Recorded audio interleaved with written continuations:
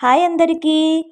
పెసరట్టు ఎలా చేయాలో చూద్దాం. ముందుగా ఒక రోజు నైట్ అంతా నానబెట్టుకున్న పెసలు కొంచెం బియ్యం మార్నింగ్ రుబ్బుకుని ఒక గిన్నెలోకి తీసుకుని సాల్ట్ వేసుకోవాలి. వేసుకుని బాగా కలుపుకుని స్టవ్ వెలిగించి స్టవ్ మీద దోశ పెనం పెట్టుకోవాలి.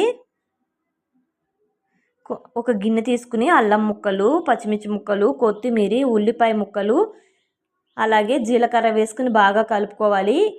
ఇప్పుడు దోశ పెనం మీద ఉల్లిపాయ పెట్టి రుద్దుకుని దోశ పోసుకుందాం. పోసుకున్న తర్వాత ఆల్రెడీ మనం రెడీ చేసి పెట్టుకున్న ఉల్లిపాయ ముక్కలు అవన్నీ వేసుకుని ఆయిల్ వేసుకోవాలి. చుట్టూరు ఆయిల్ వేసుకుని బాగా కాలిన తర్వాత నెక్స్ట్ సైడ్ కూడా కాల్చుకోవాలి. అంతేనండి, చాలా చాలా టేస్టీగా పెసరట్టు రెడీ అయిపోయింది. కొబ్బరి చట్నీతో తింటే చాలా బాగుంటుంది. నచ్చితే ఒక లైక్